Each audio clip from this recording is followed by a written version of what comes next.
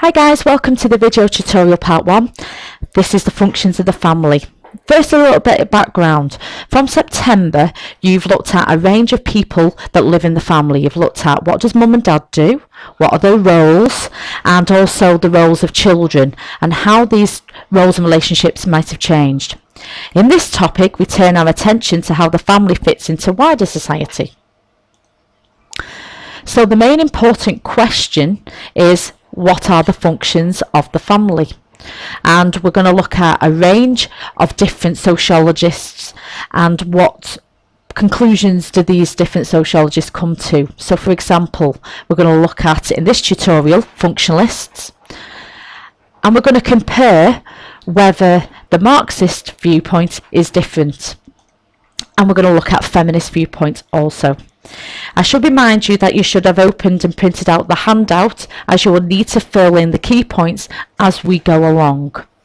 So, the functionalist perspective, we're going to look at two main sociologists. You've got George Murdock and we've got Talcott Parsons, my favourite. I like Talcott Parsons, and we meet him again and again. He's done a lot of sociological work. So just a quick reminder about what the functionalist viewpoint is. They believe that society is based on a consensus, and that just means that it's an agreement, that people agree on what is right and wrong, called shared norms and values. It's based on a harmony, and they compare it to a biological system. They compare it to something like the body, and all that means is that the body is made up of different parts, such as the brain, the heart, the liver, the lungs, and they all work together to make the body work as a whole. And if one starts to fail, the whole body starts to fail. And it's exactly the same with society. Society is made up of different parts: family, schools, education, the economy, and they all work together to make society function. And if one starts to fail, for example, the family, well, society starts to struggle. For example, crime rate might go up. So firstly, we've got our first guy, George Murdock, and he argues that the family performs four main functions. So firstly, we've got the stable satisfaction of sex drive. This is with the same partner, so mum and dad, preventing the social disruption caused by a sexual free-for-all. Secondly, socialisation of the young, and being taught shared norms and values, so what is right and wrong. Reproduction of the next generation, without which society would not continue. And lastly, meeting its members' economic needs, feeding and shelter, giving people somewhere to live.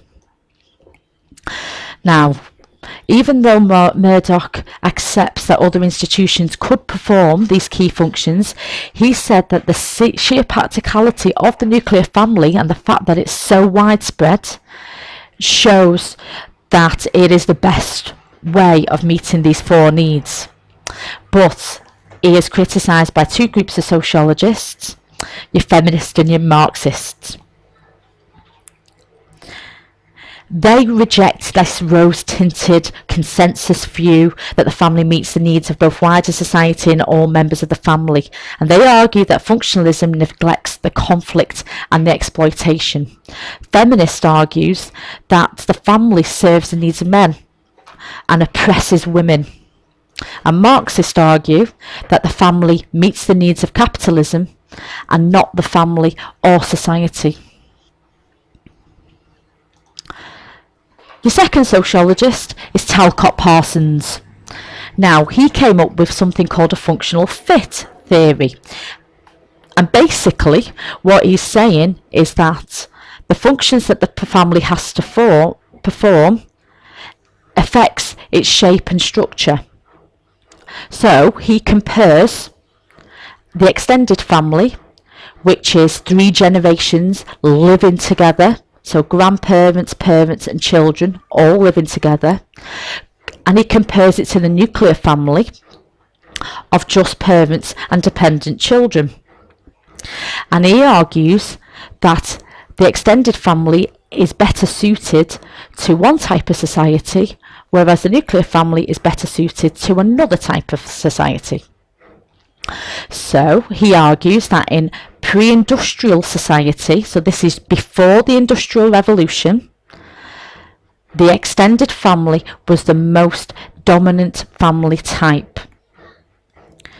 In the traditional pre-industrial society, where they lived in these extended families, it was because people lived in the same village, they may have worked in the same farm.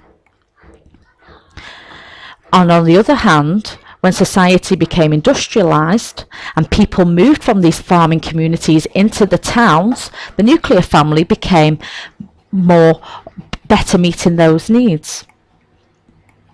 And this is because industry sprung up in different parts of the country, and it required people to move to where the jobs are.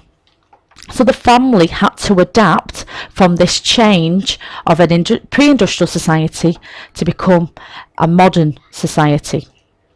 So he says this industrial society has two essential needs.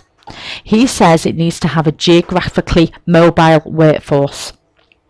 So a geographically mobile workforce, all that means is that the compact two-generation nuclear family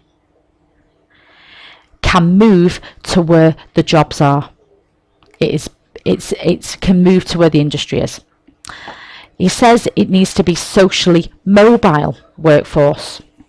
Now this is a little bit more complicated, but basically in pre-industrial society, if you were born to a farm labourer, your status was fixed at birth, so you were likely to stay a farm labourer. You were more likely to follow into the family business because you were living in that extended family and you worked in that family. Okay, now with modern industrial society, it needs a socially mobile workforce. So in the nuclear family, even if you were born to a labourer, through working hard and through education, you can develop skills, you can actually move up the social ladder, and you become socially mobile, and you can then move to where the jobs are. Okay. So because of this movement from the extended family to the nuclear family, from pre-industrial to industrial, Parsons argues that there has been a loss of functions. So he argues that there isn't 4 functions like Murdock. He said there's 2. Primary socialisation of children and the stabilisation of adult personalities.